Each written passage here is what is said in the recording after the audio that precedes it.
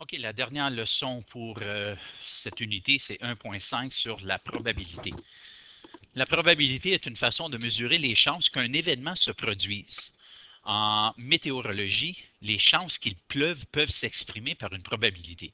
On exprime souvent la probabilité à l'aide de mots ou de groupes de mots comme c'est certain ou c'est très probable, probable, peu probable ou impossible. Par exemple, il est impossible que je devienne un joueur de hockey professionnel pour la LNH. Suite à l'exemple de Crosby pour Ovechkin, j'ai cru bien utiliser cet exemple. Il est peu probable que je me fasse frapper par un éclair. Alors, en classe, on a évidemment essayé de penser à d'autres exemples.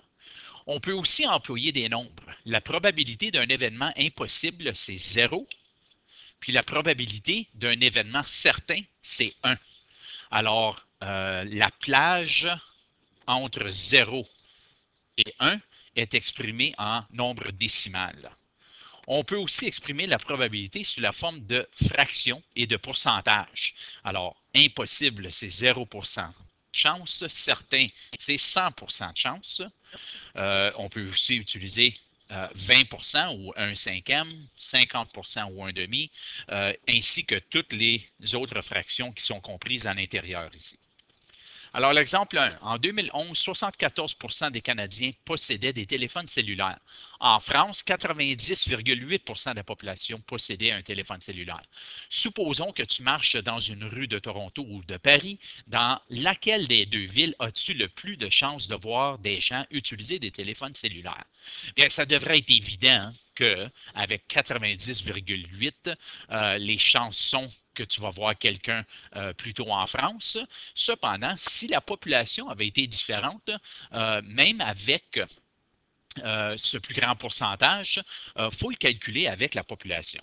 Alors, à Toronto, il s'agit de calculer le nombre de personnes que les pourcentages représentent. Alors, à Toronto, 2 615 060 fois le pourcentage, fois 74 sur 100. Alors, le nombre de personnes, c'est 1 935 144. Puis ça, c'est à DDOT. À Paris, la population est plus élevée, 12 161 542 fois le pourcentage. Cette fois ici, je vais l'écrire d'une autre façon. Et voilà, 90,8%, c'est égal à 11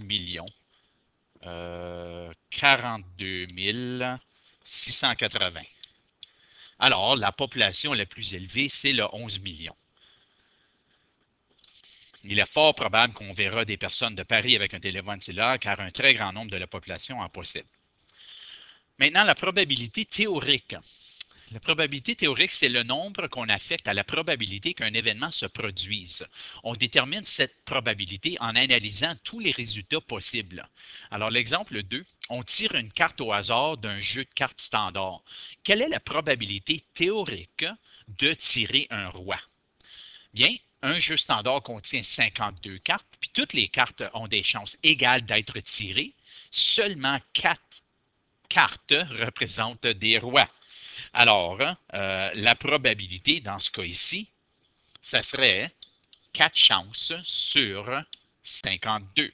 Alors, 4 sur 52, ça peut se traduire, ou la fraction peut être réduite à 1 sur 13.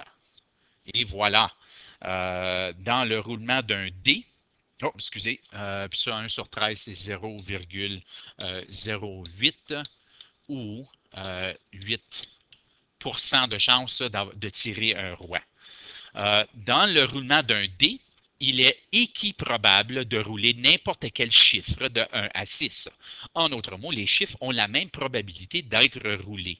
Alors, si tu veux savoir c'est quoi la probabilité de rouler un 1, bien, ça serait 1 sur 6. La probabilité expérimentale est calculée d'après les résultats d'une expérience ou d'une étude. Alors, chaque répétition d'une expérience de probabilité est un essai. Une fois les données recueillies, tu peux calculer la probabilité expérimentale d'un événement.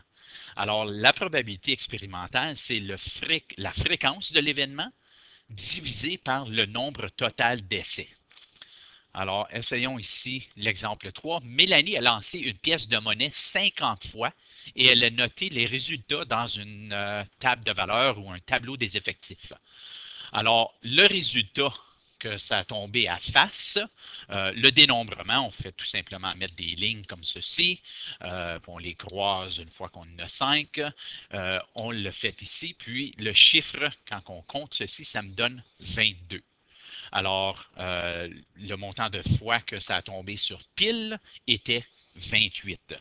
Alors, pour la probabilité expérimentale des côtés face, ça serait 22 sur le total de 50, qui me donne 0,44 ou 44% de chance. Et pour pile, ce serait 28 sur 50, qui me donne 0,56 ou 56% de chance. Alors, évidemment, la probabilité théorique pour ceci, mais ça serait 50%, car il y a seulement deux côtés. Alors, ça serait 50% théoriquement que tu vas avoir pile ou 50% de chance que tu vas avoir face. Mais on voit ici que ça nous a donné un résultat différent. Alors, c'est bien d'être capable de calculer la probabilité théorique ainsi que la probabilité expérimentale. La pratique autonome aux pages suivantes pourrait aider.